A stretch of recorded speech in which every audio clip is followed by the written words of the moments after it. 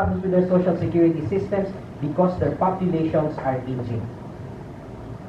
Obama had to redo their entire healthcare system, which for decades prior to him, people wanted because they had all aged. There were fewer people contributing, more old people withdrawing, and they were withdrawing for longer periods of time. Tapos nauubusan sila ng pera. In fact, the latest projections, their projections say that unless changes are made, their social security system may not go beyond 2025 or 2030 unless it's changed. Now, the question is, do you believe our politicians and people here are better than them? Such that they can do things that that country has consistently failed at. Do you think we can actually succeed given our limitations here? And I'm not just saying that, oh, racist tayo sa Filipino. No. Take a look at the system. They have more safeguards. They have more oversight. Let's say our politicians are equally corrupt. Fine. I'll grant you that. Who has more safeguards in the system? Us or them? Them. And if in spite of all of those safeguards, their system is still failing, we actually believe a system that has even fewer safeguards can massively outperform theirs. That's the question. Huwag na yung tama, mali. Tama naman talaga dagdagan na natin, pero let's live the reality. It is also wrong for me to assure my comfort at his generation's expense. That is also wrong. Kaya ano gagawin natin? Because that's where we're headed. Because we are aging as a country simply because women, as they get empowered, choose to have fewer children. I've said that several times. Last time I said that also. And it's still true. Educated women today, given a choice, will not choose to have 6, 7, 8 children. Correct? Pag lalaki tinuro mo ko, wala na lang panganay lahat yan. But here's the sad fact though. This past week, actually last Tuesday, Wednesday, and Thursday, I was in Tacloban. I was working with another institution. I was trying to educate 16,000 people na na-displaced ng Haya how to save. This is the first batch. I'm going to do that also in the next several months. 16,000. I was speaking basically, nakita niyo yung picture nung barko na nag-wash up. Nakita niyo yung picture na yun. I was speaking 200 meters below that in a basketball court. Bumalik din yung mga tao lahat to. And almost every woman of childbearing age I could see that day was either pregnant or had a child. All of them. Are those the, again, it's going to sound elitist, sige na, but are those the type of people you want to have a lot of children? Diba? Bata mo, parang kalumatan sa bata, ang tahan mo eh. As usual, kulang sa damit, underwear lang, walang t-shirt, running with dogs, cats, chickens.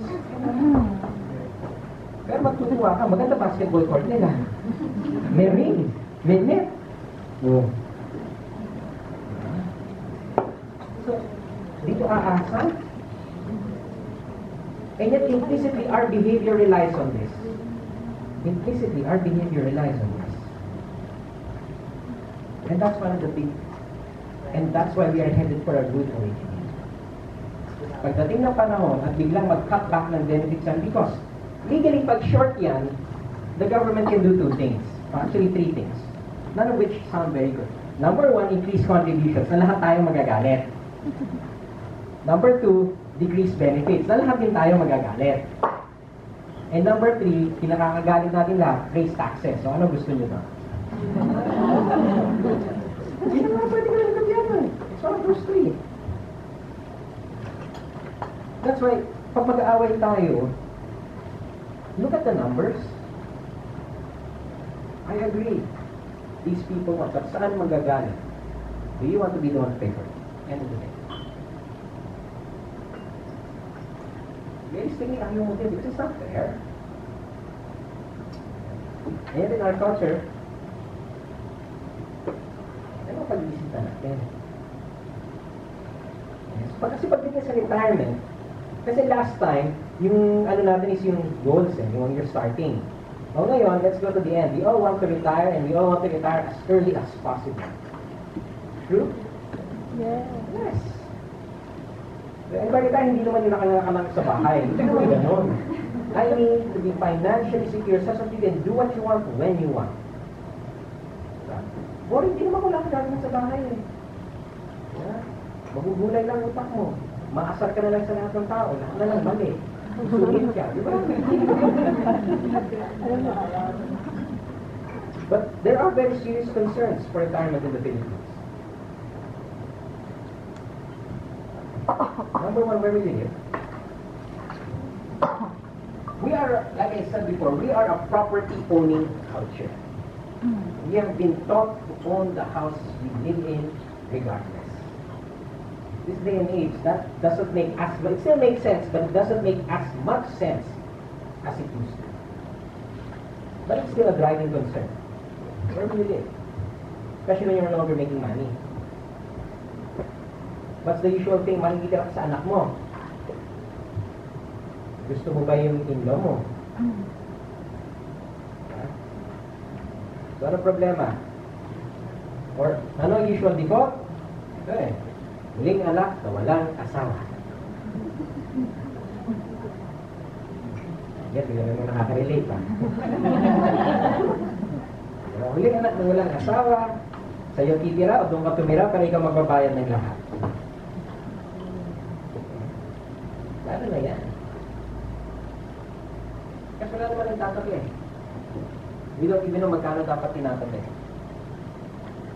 Because again, we don't know what type of retirement lifestyle we want. We just have images. Terms like living off interest. Okay, what does that actually mean? Is there actually a device that allows you to do that? In the past, yes. Dati BPI, pwede kang 14% a year. BPI na yan, kuripot yun. Pero 14% a year, guaranteed nila, meron. Ngayon, punta ka sa BPI, maghanap ka ng 14%. Sana. Actually, pag may nagbibigay nga natatakot na ako eh. Diba? So again, we have these old, outdated images in our head, and we assume they still work.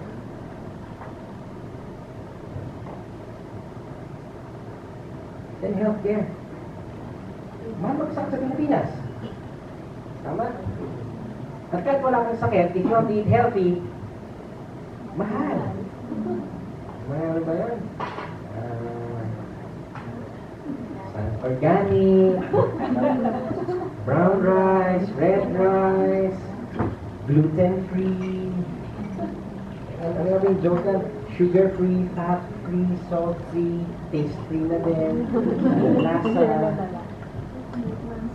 no trans fat, mga ganyan. Wala na rin lasa talaga yan. But seriously, healthcare.